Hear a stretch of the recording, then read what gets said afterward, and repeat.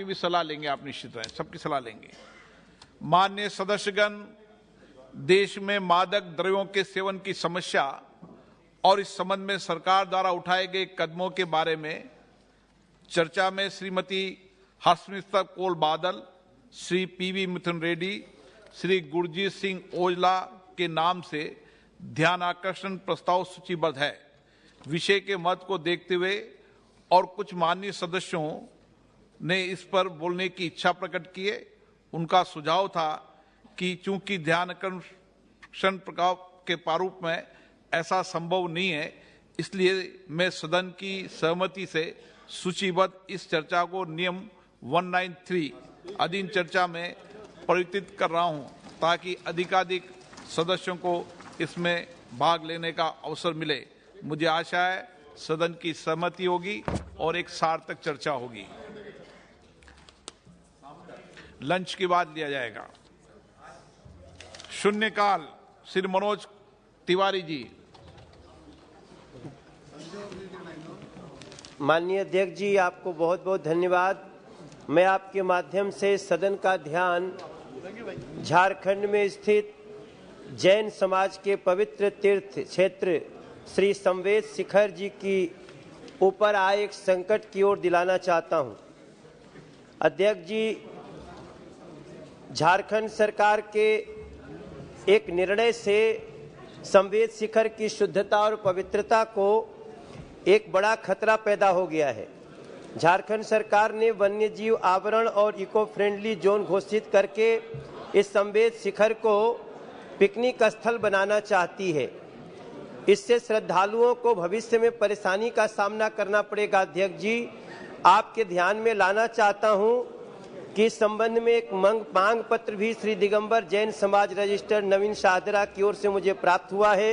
मैं अभी लाल किले के मैदान में एक बड़े कार्यक्रम में उपस्थित हुआ, जहां चिंता की बात है, समाज बहुत मर्माहत है। आपको जान करके आश्चर्य होगा सभापति महोदय कि इस निर्णय के तहत मुर्गी पालन, मछली पालन इत्यादि की बात करी गई है, जो हमारे लिए आश्चर्य का विषय है। ये सदन इस बात को रक्षा करता है कि सभी धर्मों का सम्मान होना चाहिए। मैं आपसे प्रार्थना करता हूं कि हमारे आपके माध्यम से केंद्र सरकार से भी निवेदन है कि देश और दुनिया में जैन समाज के करोड़ों लोगों की भावनाओं को ध्यान में रखते हुए पवित्र तीर्थ क्षेत्र श्री संवेद शिखर जी की शुद्धता पवित्रता को बनाए रखने, उसकी सुरक्षा के लिए स्थिति को पूर्व की तरह बनाए रखना चाहिए। इसमें हस्तक्षेप होना चाहिए, क्योंकि सभापति महोदय, न जाने कितने भिन्न भिन्न कालखंड में अनेकों तीर्थंकर ऋषि मुनि महापुरुष जिन्होंने जैन धर्म के सिद्धांतों को समझा, उनकी वैज्ञानिक समालोचना की, उनको अपनाया, आगे बढ़ाया। इसकी रक्षा की जाए, हस्तक्षेप किया जाए। माननीय मंत्री जी कुछ कहना चाहते हैं? देखिए, जो झारखंड में जैन समाज के जो स्थान को टूरिज्म दृष्टिकोण से झारखंड सरकार घोषणा किया है, हम झारखंड सरकार से बातचीत कर रहे।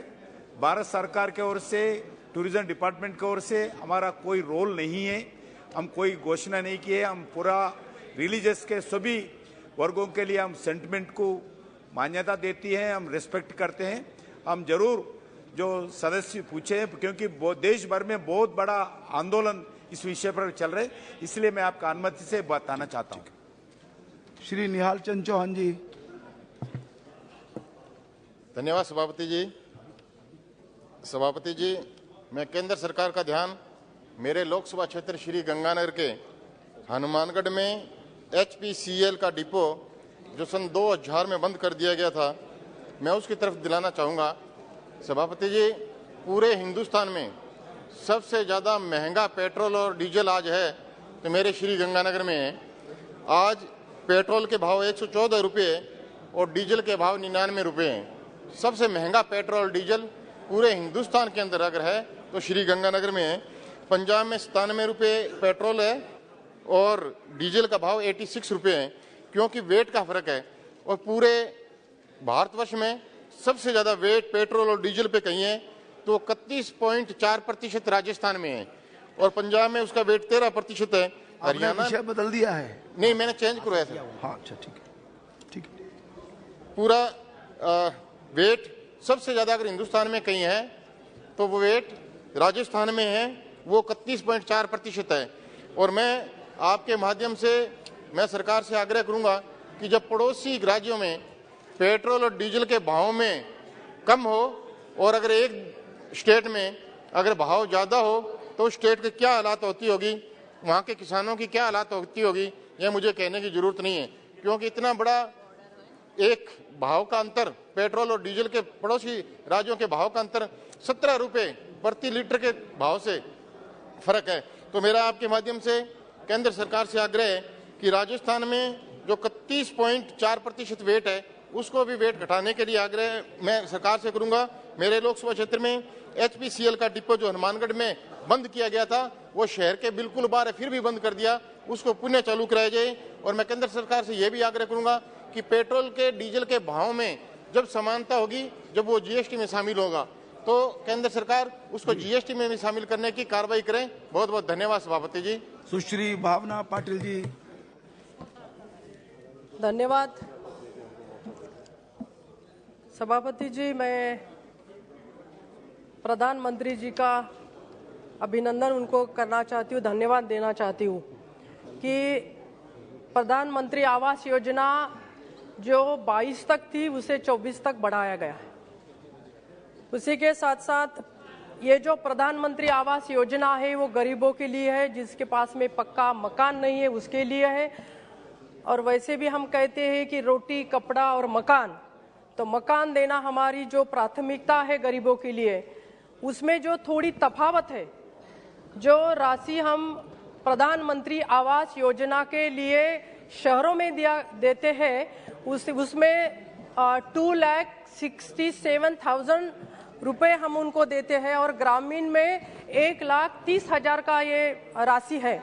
तो ये जो तफावत है, मैंने मंत्री जी को भी लिखा था कि ये जो तफावत है उसे हटाया जाए और ग्रामीण में और शहरों में एक जैसी राशि के मकान बने, पक्के मकान बने।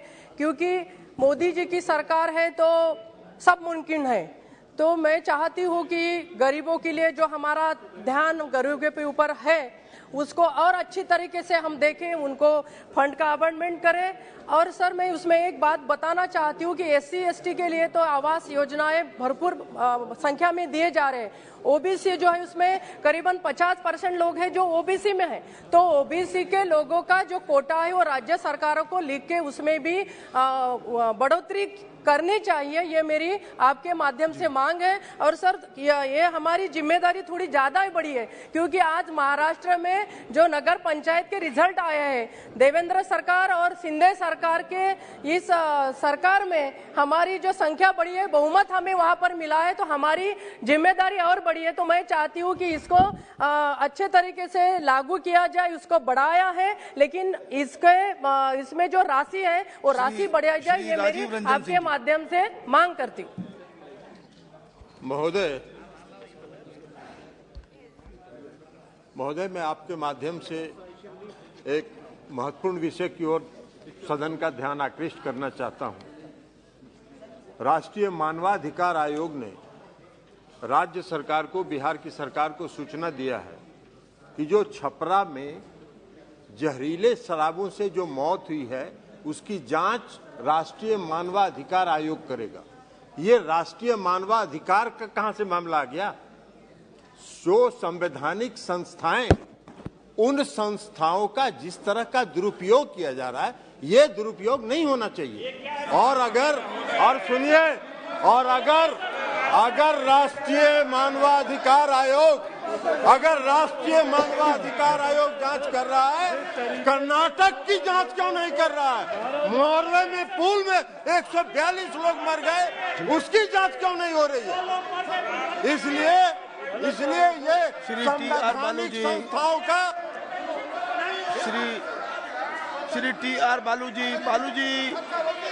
साहब, TR बालू जी,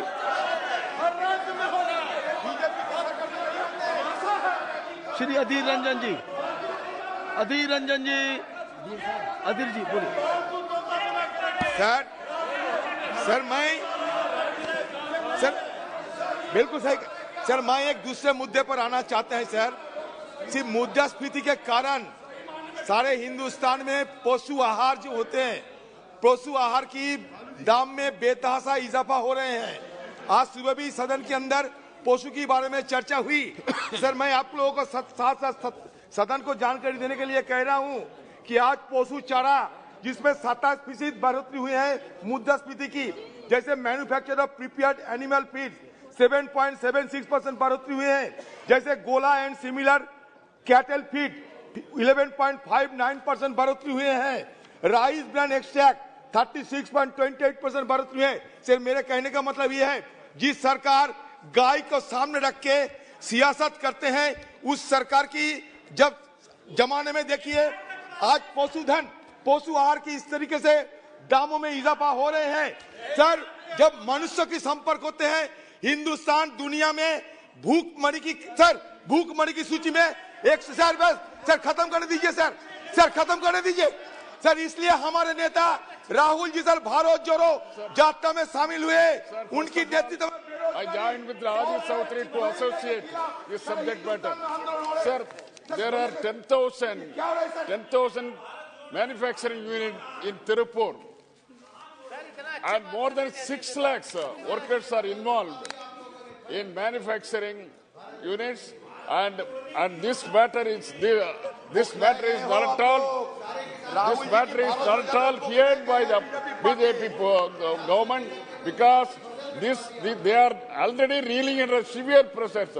Sir, 1985 the export reached under the order of 15 crores only, whereas now after 37 years it has increased to 30,000 crores, 22.87%, and this is about 22.87% of compounded growth rate.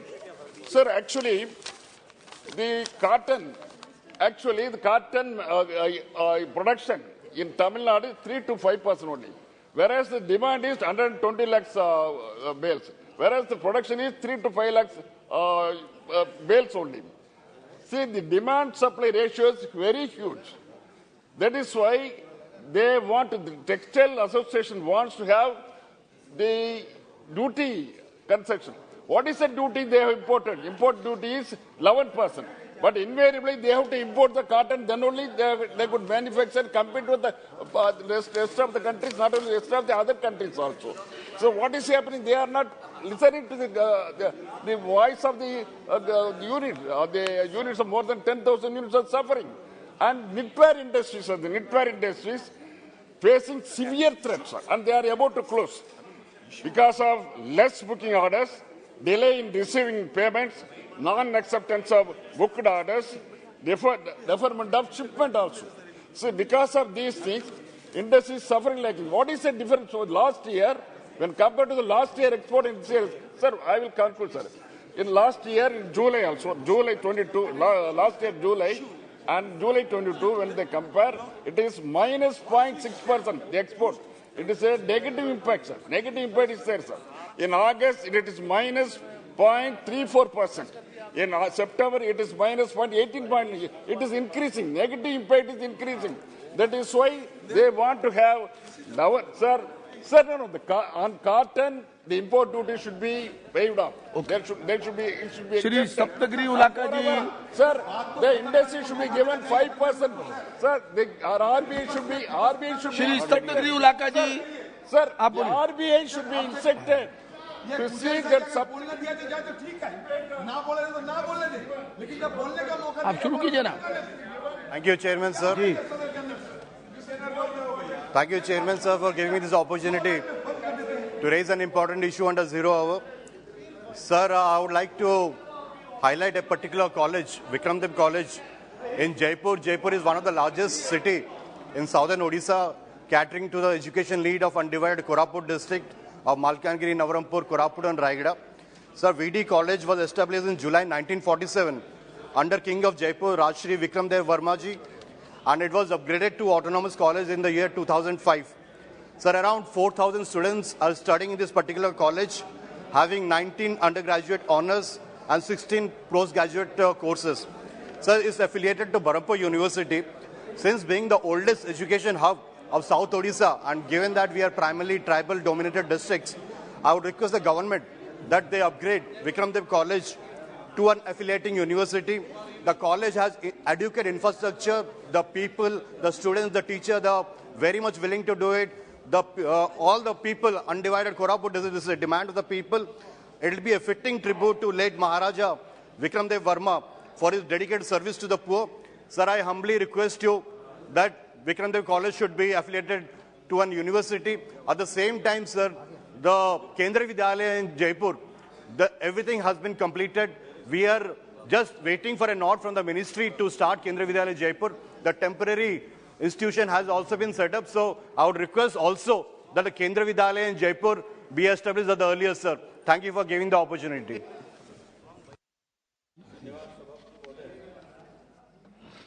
मेरे लोकसभा क्षेत्र सतना मध्य प्रदेश में सीमेंट उद्योग, धार्मिक पर्यटन तथा राष्ट्रीय उद्यानों का क्षेत्र है, जहां लाखों सैलानी आते हैं, किंतु हवाई परिचालन न होने से लोगों को परेशानी हो रही है। सतना हवाई अड्डा, जिसे माननीय प्रधानमंत्री जी ने देसी हवाई उड़ान सेवा में चिन्हित किया है और यह एयरपोर्ट अथॉरिटी की प्रॉपर्टी है, उसकी लंबाई 1850 मीटर, चौड़ाई 45 मीटर से अधिक है, किंतु अभी तक कोई भी हवाई परिचालन नहीं हो पाया। मंत्रालय कह रहा है कि कोई बिडर नहीं आ रहे। मेरी मांग है कि सतना हवाई अड्डे से हवाई सेवाएं शुरू की जाएं तथा एयरपोर्ट की आधुनिक सुविधा हेतु पूर्व से निर्धारित 100 करोड़ की राशि की स्वीकृति दी जाए। दूसरे साथ ही हवाई अड्डे के जमीन में बड़ी मात्रा में अतिक्रमण हो गया है, उसे हटाया जाए एवं उसका सीमांकन कराया जाए। धन्यवाद। श्री श्रीनिवास दादा साहेब पाटिल। सर, मेरे सातारा लोकसभा क्षेत्र में ठीक है, mic is on. Satara Lok Sabha क्षेत्र में जो प्रधानमंत्री ग्राम सड़क योजना है, उसके बारे में 300 किलोमीटर की सड़क 5 साल में बनानी है, लेकिन अभी तक खाली 2-3 किलोमीटर चली है। 48 सड़कों का निर्माण करना चाहिए, लेकिन अब तक गए 3 साल से कुछ नहीं हो रहा। तो मेरी मांग है कि अगर हो सके तो जल्दी से सावधानी से हमारी जो मांगे है वो पूरी करे, क्योंकि प्रेक्षणीय स्थल, ऐतिहासिक स्थल और कई अच्छे स्थल मेरे जिले में है। इसलिए आपकी अगर कृपा हो तो जल्दी से काम होना चाहिए। इतनी अगर हो सके तो मैं आपका आभार रहूंगा। धन्यवाद मुझे आपको देने के लिए। दिनेश लाल निरहुआ जी। दिनेश जी, बहुत बहुत धन्यवाद अध्यक्ष महोदय, आपने मुझे शून्यकाल के दौरान बोलने का अवसर दिया। मैं आपके माध्यम से माननीय रेल मंत्री जी को बहुत आभार व्यक्त करता हूं कि उन्होंने आजमगढ़, गोरखपुर और वाराणसी नई रेल लाइन की जो स्वीकृति दी है उसमें थोड़ी तेजी लाया जाए, जल्दी हो जाए। और अध्यक्ष महोदय, चूंकि आजमगढ़ के लोग देश के अलग अलग हिस्से में कार्य करने के लिए जाते हैं, तो आजमगढ़ से मुंबई गोदान एक्सप्रेस प्रतिदिन कर दिया जाए, आजमगढ़ से लखनऊ इंटरसिटी चलाई जाए, आजमगढ़ से हावड़ा प्रतिदिन हो जाए, लखनऊ प्रयागराज को आजमगढ़ से जोड़ा जाए, लोकमान्य तिलक से आजमगढ़ साप्ताहिक गाड़ी को प्रतिदिन परिचालन किया जाए और वाराणसी से लोकमान्य तिलक तक चलने वाली गाड़ी को भाया मऊ आजमगढ़ चलाया जाए। और जो कोरोना काल में बंद हो गई उससे भी फिर से चलाया जाए। और मैंने अपना बात कह दिया, आप उस दिन गाना सुनना चाह रहे थे, नहीं, ठीक है, तो 2 लाइन में कहना चाहता हूं। उस दिन आपने बोलने नहीं दिया। सभापति महोदय, अहिर रेजिमेंट बनवा दीजिए, हम मेडल से झोली भर देंगे और गोली कहीं भी आएगी हम सीना आगे कर देंगे। बहुत धन्यवाद। श्री सनगन्ना कराड़ी जी कहाँ है? श्री सनगन्ना अमरप्पा कराड़ी जी। श्री प्रतापराव जाधव जी। अध्यक्ष जी, देश में विशेषकर महाराष्ट्र के मेरे बुल्ढाना जिले में किसानों की हालत काफी दयनीय स्थिति में है।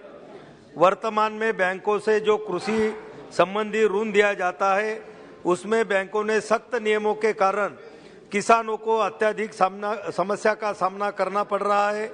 जैसे बैंकों द्वारा किसानों को जो फसल ऋण की सुविधा दी जाती है उसके लिए किसानों के सिबिल स्कोर को देखा जा रहा है। यदि किसान का सिबिल स्कोर कम होगा तो उन्हें ऋण के लिए मना कर दिया जाता है और साथ ही यदि किसी किसान के जमानतदार बकाया रकम के जमानतदार का भी सिबिल स्कोर कम रहा तो उसे भी कृषि लोन लेने में बहुत सारी दिक्कत वहां पर आती है। किसान अपना फसल ऋण समय पर नहीं चुका सके तो ऐसे भी और जिसने उसकी जमानत ली है उसी किसानों को भी कृषि लोन देने के लिए बैंक का लोन नहीं दे रही है। पिछले कुछ सालों में सरकार द्वारा किसानों को जो कर्ज माफी दी गई या जो किसानों द्वारा वन टाइम सेटलमेंट नियम के तहत अपना ऋण चुकाया गया उसका भी सिबिल स्कोर खराब होता है जिससे उन्हें कृषि लोन नहीं मिल जा रहा है। साथ ही जिन किसानों ने OTS के तहत अपना कृषि ऋण चुकाया है उसमें किसानों के लिए 3-6 महीने का कूलिंग पीरियड रखा गया था ताकि किसान अपनी आवश्यकता अनुसार पुनः कृषि ऋण प्राप्त कर सके। अब यह कूलिंग पीरियड का प्रावधान भी हटा दिया गया है जिससे किसानों को पुनः कृषि ऋण लेने की समस्या उत्पन्न हो रही है। अंततः मेरा सदन के माध्यम से सरकार से अनुरोध है कि कृषि ऋण योजनाओं से जुड़े हुए ऋण के संबंध में बैंकों की नियमों में छूट दी जाए और उन्हें निरस्त करते हुए एक सरल प्रावधान किया जाए ताकि गरीब असहाय किसान एवं जमानतदार किसान को भी फसल ऋण लेने में सुविधा मिल सके और उन्हें अपनी आजीविका चलाने के लिए कोई कठिनाई ना हो। धन्यवाद अध्यक्ष जी। अध्यक्ष महोदय, 14 नवंबर 1962 को संसद के दोनों सदनों ने संयुक्त रूप से संकल्प लिया गया था कि जितना भी समय लगे किंतु चाइना ने हमारे जितने भी भूभाग पर कब्जा किया है उसे भारत वापस लेकर रहेगी। इस संकल्प को 60 वर्ष बीत चुके हैं। अभी तक भारत जरा भी आगे नहीं बढ़ पाया क्योंकि जिस समय यह संकल्प लिया गया था उस समय कमजोर यह संकल्प के प्रति गंभीर सरकार नहीं थी। उसके बाद जो भी सरकारें आई 1962 के संकल्प को पूरा करने के प्रतिदिन उदास रही, परंतु 2014 जो सरकार आई राष्ट्र के मान सम्मान स्वाभिमान एवं रक्षा के लिए पूर्ण रूप से समर्पित सरकार है। इस सरकार ने पाकिस्तान में घुसकर आतंकवादियों को मारा, चीन को डोल कमान, गलवान घाटी और तमाम सेक्टर में मुंह तोड़ जवाब दिया। आज देशवासियों में विश्वास जागा है। राष्ट्रवादियों एवं देशभक्ति की सरकार 1962 के संकल्प को पूरा करने की पूरी तरह से सर्वदृष्टिया सक्षम है। अंत प्रधानमंत्री से अनुरोध है कि 1962 के संकल्प को पूरा कर देशवासियों को गौरवित करने होने का अवसर प्रदान करे। मुझे विश्वास है कि प्रधानमंत्री माननीय नरेंद्र मोदी जी के नेतृत्व में यह सरकार संकल्प को पूरा कर सकती है। इसलिए देशवासियों की भावनाओं खगेन मुर्मू सम्मान देते लिए सरकार कदम आगे बढ़ाए, सफलता निश्चित मिलेगी। धन्यवाद। श्री सुरेश पुजारी जी। सर मैं हूँ खगेन मुर्मू। अच्छा ठीक है, बोलिए खगेन मुर्मू जी पहले प्लीज पुजारी जी बैठिए जी। धन्यवाद सभापति महोदय, आपने मुझे महत्वपूर्ण मुद्दे पर शून्यकाल में बोलने का मुझे मौका दिया। आदरणीय सभापति महोदय, आपके माध्यम से मैं सरकार का ध्यान प्रधानमंत्री जी की अति महत्वाकांक्षी योजना आयुष्मान भारत की ओर दिलाना चाहता हूं, जिसके माध्यम से देश के पूर्व गरीब लोग में जीवन, स्वास्थ्य और खुशहाली आई है। महोदय, माननीय प्रधानमंत्री जी के विशेष प्रयास से इस देश में आयुष्मान भारत योजना संचालित हो रही है, जिसके तहत गरीबों को 5 लाख तक की चिकित्सा केंद्र सरकार द्वारा निःशुल्क उपलब्ध कराई जाती हैं। किंतु अत्यंत खेदपूर्वक बताना चाहता हूं कि पश्चिम बंगाल टीएमसी सरकार द्वारा इस योजना को अपनी प्रदेश में लागू नहीं किए हैं, जिसके कारण पश्चिम बंगाल की करोड़ों गरीब इसका लाभ नहीं ले पा रहे हैं और समुचित इलाज के अभाव में लोग दम तोड़ देता है। मैं आपके माध्यम से केंद्र सरकार से मांग करता हूं कि पश्चिम बंगाल में भी आयुष्मान भारत योजना को संचालित कराने के लिए यथोचित कार्रवाई किया जाए। धन्यवाद महोदय। श्री सुरेश पुजारी जी, क्या हो रहा है बंगाल में? श्री सुरेश पुजारी जी, एक भी नहीं इलाज नहीं हो रहा है, पुजारी एक पैसा भी नहीं है सस्ता। श्री रविशंकर जी, अब बैठिए। मानवाधिकार के उल्लंघन का विषय मुझे उठाना है। बिहार में 100 से अधिक लोग मरे हैं जहरीली शराब से, उनका पोस्टमार्टम नहीं हुआ और सर उनका विसरा नहीं रखा गया। तो सर मेरा आपसे कहना यह है कि इसके लिए मानवाधिकार के उल्लंघन का गंभीर विषय बनता है। मानवाधिकार आयोग को जाना चाहिए, चाइल्ड आयोग को भी जाना चाहिए, क्योंकि मरने वाले बच्चे हैं, दलित हैं, पिछड़े हैं, इसलिए बहुत गंभीर विषय है सर। हम बिल्कुल कहना चाहेंगे सर कि इसके लिए एनएचआरसी की टीम जाए।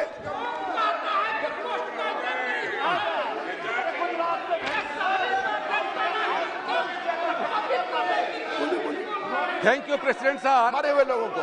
This is regarding the in western part of Odisha, demanding permanent bench of Odisha High Court and the serious law and order situation arising out of it. The Law Minister has made statement in this August House again and again regarding its resolve to establish the permanent bench of Odisha High Court in the western part of Odisha, and has also written again and again to the state government to hold consultation with the Chief Justice of Odisha and the Honorable Governor of Odisha, and then send composite proposal to the ministry, including its location, its jurisdiction, and its commitment to provide infrastructure and bear the recurring expenses to enable the government to bring in legislation in both houses of parliament for establishment of permanent measure.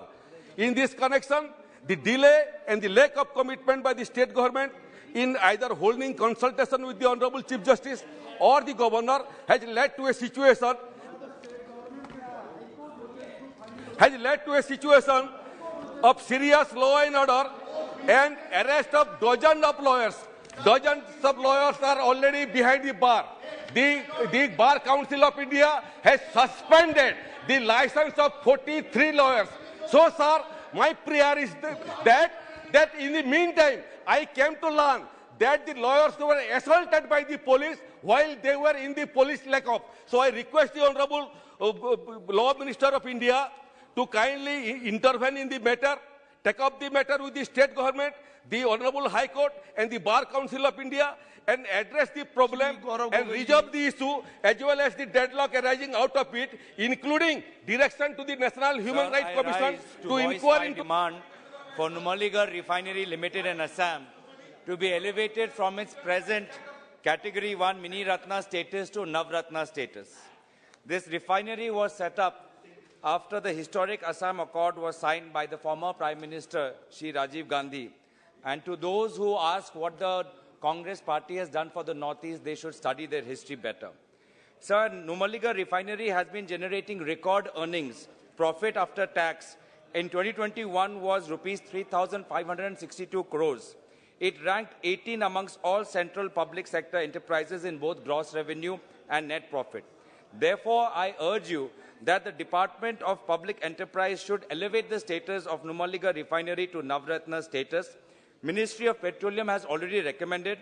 NRL should also provide assured employment to those sanitation workers that were used by them during the COVID crisis. And sir, most importantly, given its strategic importance, all oil fields and oil refineries in the Northeast must be protected from external cyber attacks and external armed forces attacks, because we have seen in the Russia-Ukraine war how these oil fields are the first attacked by foreign forces. So given the external threat that we face from China, I request that all strategic assets, especially oil fields and oil refineries in the Northeast, be given adequate protection in terms of cyber defense and from our Indian armed forces. Thank you. सभापति महोदय, मौका देने के लिए धन्यवाद। सबको पता है आसाम बाढ़ प्रभावित राज्य है। फ्लड और इरोशन, बाढ़ और कटाव, इन दोनों को रोकने के लिए हमारे एक एफएमपी फ्लड मैनेजमेंट प्रोग्राम है। लेकिन बहुत दुख की बात है, मोदी जी, प्रधानमंत्री जी और ये सरकार पूर्वोत्तर भारत की बात करते हैं, बोलते हैं बहुत कुछ दिया है, लेकिन 2022 तक, हाँ 2022 में जरूर 125 करोड़ दिया, लेकिन 2016 से 2022 तक ये एफएमपी प्रोग्राम में जो सेंटर का कंट्रीब्यूशन 1 पैसा भी नहीं दिया। और पूर्वोत्तर का जो नियम 90:10 वो नियम मुताबिक देना चाहिए। अगर 90:10 में ऐसा होगा तो हमारे बाढ़, हमारे कटाव, फ्लड और इरोशन प्रॉब्लम कैसे सॉल्व होगा। सारे असम, स्पेशली माय कॉन्स्टिट्यूएंसी, मेरा क्षेत्र में ब्रह्मपुत्र नदी और इसका जितना ट्रिब्यूटरी है, जितना उपनदी है, सारे से कटाव होते हैं। और हर साल ये कटाव के फल में सारे लोग होमलेस होते हैं, शेल्टरलेस होते हैं। और वो शेल्टरलेस जो जब अर्बन एरिया में, शहर में काम के लिए जाते हैं, उसको कभी कुछ लोगों को बांग्लादेशी भी कहते हैं। तो इसीलिए ये सोशल प्रॉब्लम भी है, इकोनॉमिक प्रॉब्लम भी है। और ये एफएमपी में सरकार जो तुरंत पैसा देना चाहिए। और जो एनडीआरएफ में भी सिर्फ 250 करोड़ दिया, जो सफिशिएंट नहीं है। इसलिए मैं आपके माध्यम से सरकार से, जल शक्ति मिनिस्ट्री से रिक्वेस्ट करता हूं, एफएमपी में जितना पैसा ड्यू है तुरंत देना चाहिए और एनडीआरएफ, एसडीआरएफ का सारे पैसा देना चाहिए। धन्यवाद। Shri Mohan Mandavi ji. Shri Hibi Eden. Sir, I would like to draw the attention of the House to a very important matter related to the new regulations imposed by the IRDAI. Sir, we all know that the Life Insurance Corporation, the LIC, has always been a logo of trust. A goodwill factor of LIC is something which our nation is proud of. Sir, the LIC and the other insurance corporation is facing a huge threat with the new IRDA regulations and guidelines. Sir, LIC at the time of inception had an investment of 5 crores, which in assets turned into 30 lakh crores in terms of assets. And sir, 13 lakh agents are working in this segment, having grown into a pillar of Indian financial system itself. The LIC and the general insurance companies have a unique way of operating and that have been very successful, sir. Sir, I urge the central government to withdraw the new regulations and guidelines put forward by the IRDA, because the life and livelihood of lakhs of LIC insurance agents are at stake. Sir, their new regulations have demanded the payment of commission, whereby a capping of first year of commission below 20%. And most of the agents from the rural and underprivileged society, the first year reduction would drastically affect their livelihood, sir.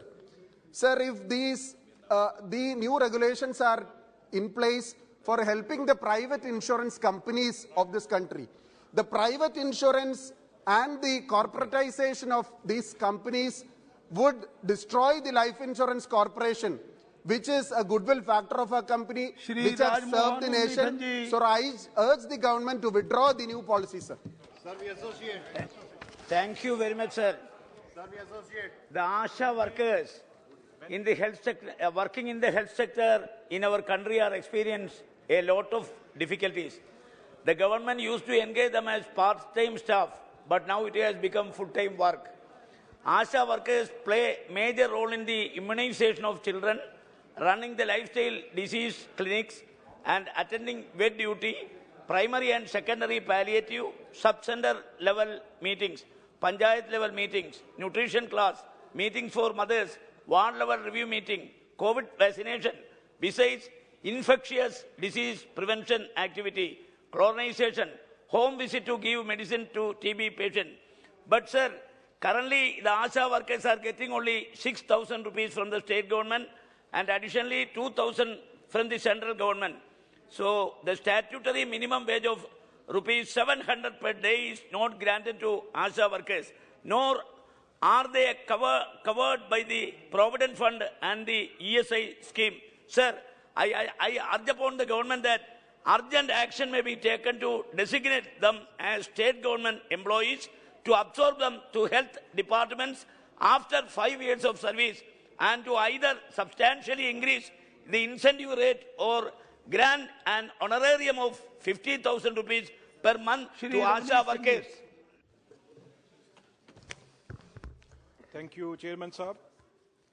मैं आज खास तौर पे ਜਿਹੜਾ ਚੰਡੀਗੜ੍ਹ ਪੰਜਾਬ ਦੀ capital ਆ ਉਹਦੀ ਲਗਾਤਾਰ ਉਹਦੀਆਂ ਤਾਕਤਾਂ ਹੈ ਜਿਹੜੀਆਂ ਪੰਜਾਬ ਦੀਆਂ ਉਹ ਘਟਦੀਆਂ ਜਾ ਰਹੀਆਂ, ਕਿਉਂਕਿ 1966 ਜਦੋਂ ਸਰ ਇਹ ਰੀਆਰਗੇਨਾਈਜੇਸ਼ਨ ਐਕਟ ਆਇਆ ਸੀ ਤਾਂ ਉਸ ਵੇਲੇ ਇਹ ਫੈਸਲਾ ਕੀਤਾ ਸੀ ਵੀ ਕੁਝ ਦਿਨਾਂ ਵਿੱਚ ਜਿਹੜਾ ਚੰਡੀਗੜ੍ਹ ਪੰਜਾਬ ਦਾ ਹੈ ਉਹ ਰਾਜਧਾਨੀ ਹੈ ਜਿਹੜੀ ਉਹ ਪੰਜਾਬ ਦੀ ਬਣ ਜਾਏਗੀ। ਪਰ ਅੱਜ ਸਰ ਰਾਜਧਾਨੀ ਤਾਂ ਕੀ ਦੇਣੀ ਆ ਸਾਨੂੰ, ਪਰ ਉੱਥੇ ਹੋ ਕੀ ਰਿਹਾ, ਜਿਹੜੇ ਸਾਡੇ ਪਿੰਡ ਪੰਜਾਬ ਦੇ ਉਜਾੜ ਕੇ ਬਣਿਆ, ਅੱਜ ਉੱਥੇ ਕੀ ਹੋ ਰਿਹਾ, ਦਿੱਲੀ ਤੋਂ ਹੋਮ ਮਿਨਿਸਟਰੀ ਉਹਨਾਂ ਲਈ ਇਹ ਫੈਸਲਾ ਸੀ ਵੀ ਉਹ ਨਵੀਂ ਜਗ੍ਹਾ ਬਣਾਉਣਗੇ, ਪਰ ਅੱਜ ਉੱਥੇ ਹੀ ਉਹਨਾਂ ਨੂੰ ਵਿਧਾਨ ਸਭਾ ਦੀ ਜਿਹੜੀ ਜ਼ਮੀਨ ਅਲਾਟ ਕੀਤੀ ਜਾ ਰਹੀ ਉਹ ਚੰਡੀਗੜ੍ਹ 'ਚ ਆਪਣੀ ਨਵੀਂ ਵਿਧਾਨ ਸਭਾ ਬਣਾ ਰਹੇ ਆ। ਉਦੋਂ ਬਾਅਦ ਸਾਰੇ IAS ਆਫੀਸਰ ਉੱਥੇ ਐਡਵਾਈਜ਼ਰ ਆ ਜਿਹੜਾ ਉਹ ਦਿੱਲੀ ਕੇਡਰ ਤੋਂ ਲੱਗਦਾ ਹੈ, ਹੋਮ ਸੈਕਟਰੀ ਪੰਜਾਬ ਤੋਂ ਹਰਿਆਣੇ ਤੋਂ ਲੱਗਦਾ ਹੈ, ਜਿਹੜਾ DC ਆ ਉਹ ਹਰਿਆਣੇ ਤੋਂ ਲੱਗਦਾ। ਚੇਅਰਮੈਨ ਸਾਹਿਬ ਇੱਕ ਪੋਸਟ ਸੀਗੀ SSP ਦੀ, SSP UT, ਉਹ ਪੰਜਾਬ ਕੇਡਰ ਤੋਂ ਆਉਂਦਾ ਸੀ। ਪਹਿਲਾਂ ਉਹਦੇ ਉੱਤੇ DIG, IG, ADGP, DGP ਲਾਤੇ ਦਿੱਲੀ ਤੋਂ। ਹੁਣ ਕੀ ਕੀਤਾ ਪਿਛਲੇ ਹਫਤੇ, ਬਿਨਾਂ ਕਿਸੇ ਇਨਫਾਰਮ ਸਾਡੇ ਤੋਂ ਕੀਤੇ ਹੋਏ ਪੰਜਾਬ ਤੋਂ ਜਿਹੜੀ SSP ਦੀ ਪੋਸਟ ਸੀ ਉਹ ਵੀ ਸਾਤੋਂ ਖੋ ਕੇ ਉੱਥੇ ਪੰਜਾਬ ਦਾ SSP ਹਟਾ ਕੇ ਹਰਿਆਣੇ ਦਾ SSP ਲਾਤਾ। ਸਰ ਗੱਲ ਸੁਣੋ ਸਰ, ਇਹ ਅਸੀਂ ਬਿਲਕੁਲ ਮੈਂ ਮੰਨਦਾ ਵੀ ਆਮ ਆਦਮੀ ਦੀ ਸਰਕਾਰ ਇੱਕ ਕਮਜ਼ੋਰ ਸਰਕਾਰ ਆ ਗਈ, ਉੱਥੇ ਦਾ ਚੀਫ ਮਿਨਿਸਟਰ ਸਾਡੀ ਸਰਕਾਰ ਕਮਜ਼ੋਰ ਆ, ਪਰ ਇਹਦਾ ਇਹ ਮਤਲਬ ਨਹੀਂਗਾ। ਠੀਕ ਆ ਕੇਜਰੀਵਾਲ ਤੋਂ ਡਰਦਾ ਭਗਵੰਤ ਮਾਨ ਨਹੀਂ ਆ ਸਕਦਾ ਅਮਿਤ ਸ਼ਾਹ ਜੀ ਕੋਲ ਜਾਂ ਮੋਦੀ ਜੀ ਕੋਲ, ਪਰ ਜਿੰਨਾ ਵੀ ਉਹ ਸਰ ਗੱਲ ਸੁਣ ਲਓ ਉਹ ਡਰਦਾ ਆਉਂਦਾ ਹੈ, ਪਰ ਤੁਸੀਂ ਪੰਜਾਬ ਨੂੰ ਨਹੀਂ ਦਬ ਸਕਦੇ। श्री संजय सेठ जी ਇੱਕ ਬਹੁਤ ਮਹਿੰਗਾ ਪਊਗਾ ਸਰ। ਹਜੇ ਮੇਰੀ ਗੱਲ ਕੰਪਲੀਟ ਨਹੀਂ ਹੋਈ, ਹਜੇ ਤਾਂ ਸਰ ਮੈਂ ਸ਼ੁਰੂਆਤ ਕੀਤੀ ਆ ਤੇ ਇਸ ਕਰਕੇ ਪੰਜਾਬ ਦਾ ਹੱਕ ਆ ਜਿਹੜਾ 60-40 ਆ ਸਰ, ਰੇਸ਼ੋ ਸਾਡੀ ਖਤਮ ਕਰਕੇ एम्प्लॉयमेंट साडी ਉੱਥੇ ਖਤਮ ਕਰ ਰਹੇ हो, पंजाबी ਜਿਹੜੀ ਆ यूनिवर्सिटी ਉਹ ਲੈਣ ਦੀ कोशिश कर रहे हो, BBM इसका प्रतिरोध भी बड़ा है। ईसाई मिशनरियों के द्वारा झारखंड में पहले से धर्मांतरण का कार्य किया जा रहा है, अब यह कार्य इस्लामिक संस्थाओं के द्वारा भी किया जा रहा है। भोले भाले आदिवासियों को लोभ लालच देकर, झूठा चमत्कार दिखाकर, सब्जबाग दिखाकर उनका धर्मांतरण किया जाता है। विशेष रूप से आदिवासी बेटियों का धर्म परिवर्तन कराया जा रहा है, उनकी जमीनों पर कब्जा किया जा रहा है, आदिवासी बहुल क्षेत्रों से उन्हें चुनाव तक लड़ाया जा रहा है। जो बेटियां ये सब करने को तैयार नहीं होती, इस्लाम नहीं कबूलती, उनकी हत्या भी की जा रही है। अभी दो दिन पहले साहिबगंज में एक ऐसी घटना हुई है, रविका पहाड़िया, जिसके 50 टुकड़े कर दिए गए क्योंकि उसने धर्मांतरण स्वीकार नहीं किया। इलेक्ट्रॉनिक कटर से उसके टुकड़े कर दिए गए। धर्मांतरण को लेकर देशव्यापी आंदोलन भी चल रहा है। पूर्व में झारखंड के वरिष्ठ सामाजिक प्रवर्तक रहे बाबा कार्तिक राव ने इसके खिलाफ आवाज उठाई थी, परंतु तत्कालीन कांग्रेस की सरकार ने ध्यान नहीं दिया। जनजातीय सुरक्षा मंच के माध्यम से वर्तमान समय में एक देशव्यापी आंदोलन चल रहा है। धर्मांतरण होने वाले आदिवासी को दर्जा समाप्त करने की मांग की जा रही है। वर्तमान समय में ऐसे लोग आदिवासियों से जुड़ी योजनाओं व चीजों का लाभ लेते हैं। ईसाईयत, मुस्लिम के नाम पर अल्पसंख्यकों से जुड़ी योजनाओं का भी लाभ लेते हैं। माननीय सर्वोच्च न्यायालय ने भी पिछले दिन कहा है कि दवाएं और अनाज देना परोपकार है, परंतु इसकी आड़ में धर्मांतरण पूरी तरह गलत है। मेरा आग्रह है कि इस दिशा में कठोर कदम उठाए जाएं ताकि झारखंड की आदिवासी बेटियां, उनकी जमीन, उनकी पहचान सुरक्षित रह सके। धन्यवाद। श्री सुदर्शन भगत जी। हाँ जी व्यक्ति का नाम। सर्वप्रथम मैं आपका अभिनंदन करना चाहूंगा कि आपने जनहित के मुद्दे को उठाने का अवसर प्रदान किया है। माननीय सभापति जी, जैसा कि आपको विदित है मैं सदन में झारखंड राज्य की जनजाति बहुल एवं ग्रामीण बहुल लोहरदगा संसदीय क्षेत्र का प्रतिनिधित्व करता हूं। बाबा टांगीनाथ की भूमि प्रकृति सौंदर्य से परिपूर्ण, रतनगर्भा धरती, कृषि पर आधारित जीवन शैली, अपनी समृद्ध संस्कृति को समेटे हुए यह क्षेत्र आज अनेकों चुनौतियों से जूझ रहा है। आदरणीय सभापति महोदय जी, आर्थिक रूप से पिछड़ा होने के साथ साथ प्राकृतिक विषमताओं से भरा भी हुआ है। गुमला लोहरदगा क्षेत्र भूजल में आर्सेनिक की मात्रा अधिक होने के कारण किडनी संबंधित रोग बढ़ रहे हैं। कई प्रकार के कुपोषण के शिकार लोग होते हैं। ऐसी परिस्थिति में आज विशेष रूप से देश के प्रधानमंत्री जी का मैं गुमला लोहरदगा सहित संपूर्ण झारखंड की जनता की ओर से अभिवादन करता हूं कि आपके नेतृत्व में, आपकी पहल पर देश में इस हर घर नल जल योजना की शुरुआत की गई। हम सभी जानते हैं आज़ादी के 70 साल बाद भी देश के लगभग 50% शुद्ध पेयजल से वंचित थे। केंद्र और राज्य स्तर पर अलग अलग सरकार ने इसके लिए काम किया है, लेकिन वास्तविकता यह थी कि देश के लोगों, विशेषकर महिलाओं को पीने के पानी के लिए मीलों पैदल जाना पड़ता है। और सर, मैं इतना ही कहना चाहूँगा कि आपके माध्यम से सरकार से मांग करता हूं कि झारखंड सरकार में इस योजना के प्रभावी रूप से न चलने अथवा न चलाए जाने की उच्च स्तरीय जांच होनी चाहिए। साथ ही झारखंड सरकार के घर घर तक पीने के शुद्ध पानी पहुंचाने की सुनिश्चित होनी चाहिए। मैं इस योजना के संकल्प के लिए आदरणीय मोदी जी का अभिनंदन करता हूं एवं आपका धन्यवाद व्यक्त करते हुए अपनी बात को समाप्त करता हूं। धन्यवाद। बहुत धन्यवाद। Sir, thank you very much for giving some time, sir. Sir, I would like to bring the attention of the government about the problems of tobacco farmers in Andhra Pradesh, sir. Sir, there is a severe damage to FCB crop in Prakasam and Nellore districts of Andhra Pradesh due to the recent venomous cyclone, sir. It has affected a lot. You might be seeing it also now. First time it's of kind about 50 years. This kind of cyclone has come in that area, sir. Actually, this has happened about 3 weeks back, sir. And farmers have incurred heavy losses, sir. In the plantation of this tobacco crop, about 53,000 hectares have been actually laid, sir. And out of that, 25,000 hectares have been damaged also, sir, in this.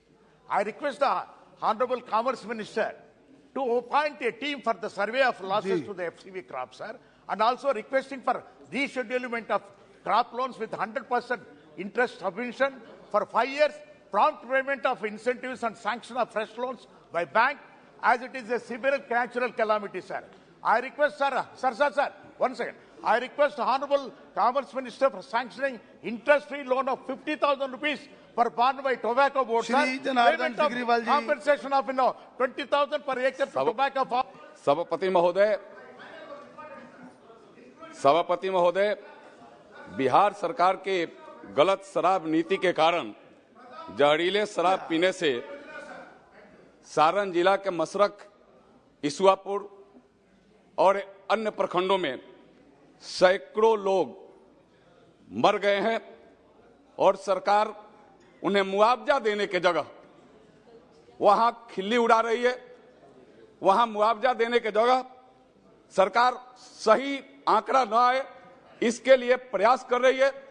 लगातार वहां का आरक्षी अधीक्षक साक्ष्य मिटाने में लगा हुआ है। मैं सभापति महोदय, मैं आपके माध्यम से मांग कर रहा हूं कि वहां जितने लोग गलत शराब नीति के कारण बिहार में मरे हैं उन सबको मुआवजा दिया जाए और वहां राष्ट्रीय मानवाधिकार आयोग, राष्ट्रीय बाल संरक्षण आयोग, राष्ट्रीय महिला आयोग, राष्ट्रीय सम कल्याण आयोग के साथ एक बड़े उच्च स्तरीय टीम भेज करके सभापति महोदय उसकी जांच कराई जाए, जिसके वजह से सही आंकड़ा भी आ सके। सभापति महोदय, यह होना आवश्यक है। सभापति, thank you speaker sir for giving me this opportunity. Sir आज मैं भी आपके समक्ष अपने प्रदेश बिहार को बचाने की गुहार लेकर इस संसद के सामने सर खड़ा हुआ हूं। सर, एक के बाद एक जहरीली शराब से जिस तरीके से मेरे प्रदेश में हत्याओं की एक श्रृंखला शुरू हुई है और उसके बाद जिस तरीके से मुख्यमंत्री और राज्य सरकार और पूरा प्रशासन तंत्र जिस तरीके से सर इस घटना को दबाने का प्रयास कर रहा है। सर कल जिस तरीके से एबीपी न्यूज ने एक स्टिंग ऑपरेशन करके लोकतंत्र के चौथे स्तंभ की भूमिका निभाई और यह दिखाया कि वहां पर सबको पता है कि किस तरीके से वहां पे शराब की बिक्री हो रही है, पर तमाम महागठबंधन के नेता खामोश हैं क्योंकि वो भी इसमें लिप्त हैं। सर मैं आपके माध्यम से केंद्र सरकार से स्वतः इसका संज्ञान लेते हुए बिहार में राष्ट्रपति शासन लागू करने की मांग करता हूं और तमाम हत्याओं की सीबीआई जांच। श्री A.H. खान चौधरी, श्री अब्दुल गनी खान चौधरी, बोलिए sir. Sir please, your name.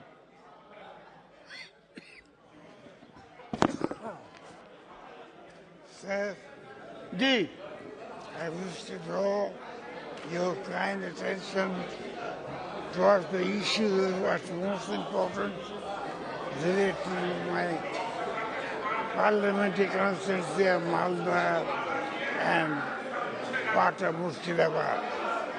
The issue related to the flood and erosion problem caused by Ganga River that has been causing huge damage in Malda and Murshidabad. It has wreaked havoc for the last many years on both sides of the Ganga River of my constituency. The river has changed its course and has moved 35 kilometers towards the town of Malda, resulting in lack of people losing their home, fertile land and livelihood.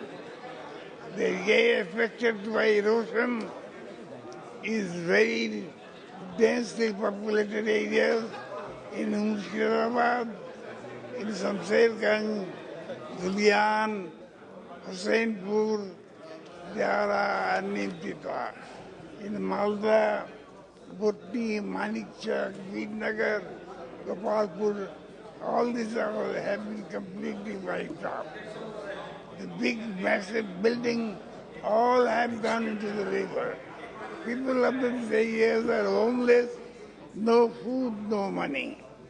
The nature of erosion is that if you go the next day after the erosion, the nature of erosion... Now please the last sentence. Last sentence, I think, please.